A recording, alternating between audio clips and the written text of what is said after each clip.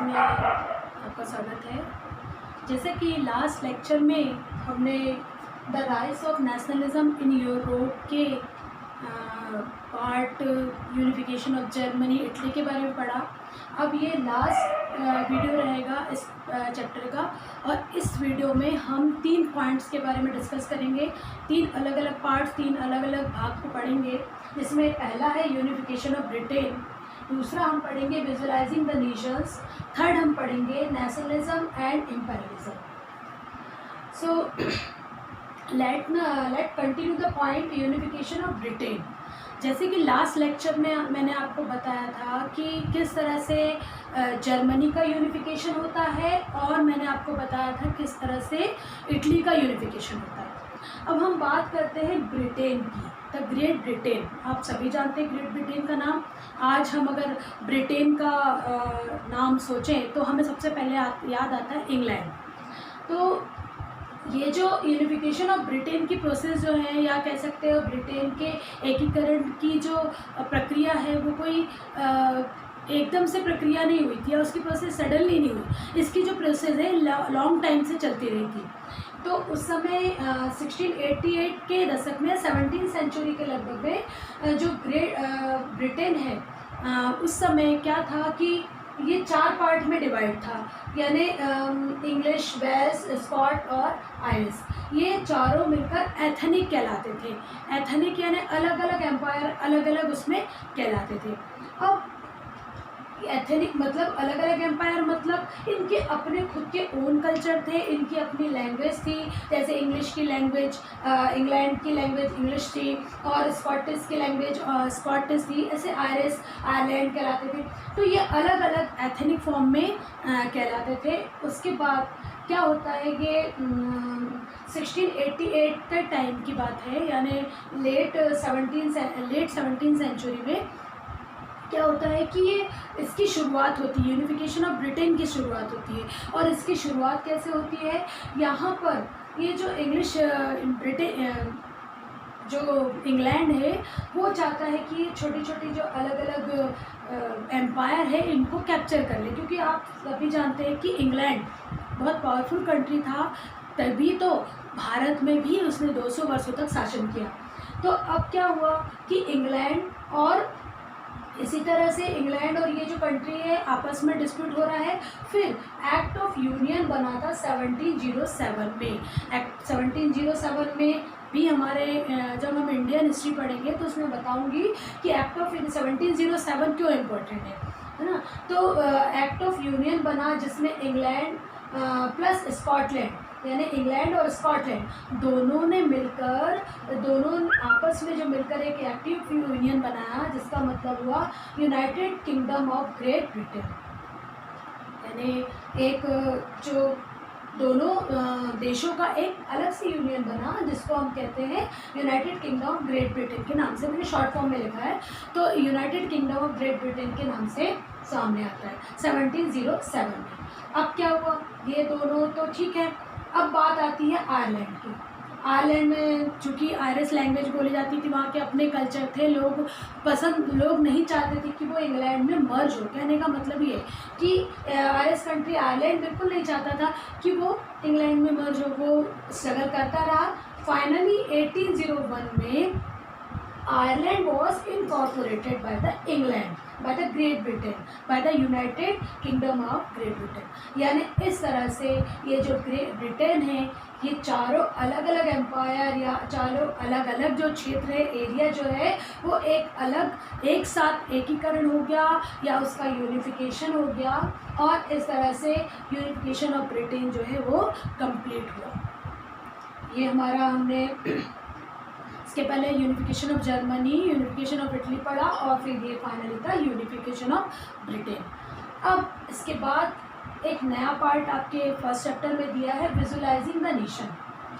चूँकि यूरोप में नेशनलिज्म की बिगनिंग फ्रेंच रिवॉल्यूशन से हो गई है। एक बार समरी, जब मैं आपको लास्ट एक वीडियो और डालूंगी, इसमें समरी बताऊंगी, तब आपको पूरा क्लियर हो जाएगा कि यूरोप में नेशनलिज्म की बिगनिंग हो गई है।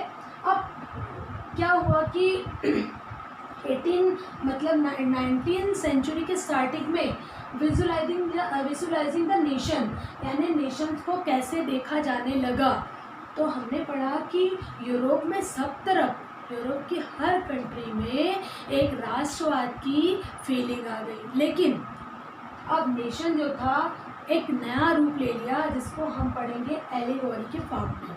एलिगोरी का फॉर्म मतलब जब कोई भी इमेजिनेशन की जाती थी, कोई ऐसी पिक्चराइजेशन की जाती थी जिसके पीछे कुछ हाइडिंग मैसेज होता था। जैसे आप सभी मोस्टली स्टूडेंट जानते हैं कि जब भारत इंग्लैंड के पोजीशन में था, या जो अंग्रेज़ों के पोजीशन में था, उस समय भारतवासियों ने एक भारत माता का इमेजिनेशन किया।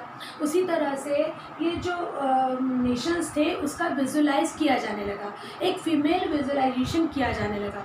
मतलब जैसे एक इमेज आपको दिखाती हूँ, आपकी बुक में एक ये इमेज बनी हुई है, इसके रिगार्डिंग भी क्वेश्चंस आते हैं। ये क्या है, एक इमेजिनेशन किया गया, ऐसे कोई पर्टिकुलर इमेज नहीं थी, या कोई फीमेल ऐसा वो नहीं था कि कोई फीमेल हो जिसको फोकस करके कहा गया हो, लेकिन ये एक इमेजिनेशन किया गया जिसको एलेगोरी कहा जाता है। क्वेश्चन पूछता है 1 मार्क्स में कि एलेगोरी क्या है। Allegory was the imagination of any art culture, यानी आप एक पिक्चराइजेशन कर लो या आप कुछ लिख लो, एक कमेंट में कुछ लिख लो, जैसे व्यंग्यात्मक आलोचनात्मक रचनाएं होती हैं, उसी तरह से एलेगोरी था जिसमें कुछ ना कुछ प्रॉपर एक मैसेज पहुंचता था। तो इस तरह से विजुअलाइजिंग द नेशन में एलेगोरी को इम्पोर्टेंस दी गई थी। और इसमें कुछ चीज़ें जैसे इंडिया को भारत माता से रिप्रेजेंट करते हैं, और अमेरिका का आपने सुना होगा, अमेरिका के जो उसको सैम अंकल ऐसे कुछ रिप्रेजेंट किया जाता है। उसी प्रकार से इन लोगों ने भी जैसे कई चीज़ें इसमें दी हुई है आपकी बुक में कि Germania became the allegory of the German nation. मतलब यहाँ पे जर्मनिया कुछ वो नहीं है, कोई लिविंग कुछ थिंग नहीं है, बट उन्होंने क्या एक इमेजिनेशन किया और वो वहाँ की एलेगोरी बन गई। उसी तरह से और भी जैसे जर्मनिया में ऐसा बताया था कि क्राउन, उसका जो क्राउन है वो ऑक लीव्स का बना हुआ है ना। और तो ऑक लीव्स तो थी जो ऑक लीव्स को क्यों रिप्रेजेंट करता है क्राउन, मतलब वो हीरोइज्म को रिप्रेजेंट करता है। ऑक लीव को ऐसे किया गया है कि वो एक हीरोइज्म को रिप्रेजेंट करता है। तो इस तरह से फाइनली जो था पूरा यूरोप कॉन्टिनेंट मोस्टली रिपब्लिक में कन्वर्ट हो गया। फिर लास्ट आपका जो पार्ट दिया है नेशनलिज्म एंड इम्पेरियलिज्म। तो नेशनलिज्म एंड इम्पेरियलिज्म में बेसिक आपको क्या समझना है ये देखिए। पहले तो दो यहाँ पे वर्ड सामने आ रहे हैं, इसमें कुछ ज़्यादा रिटर्न वर्क नहीं था इसलिए मैंने डिटेल में नहीं लिखा है।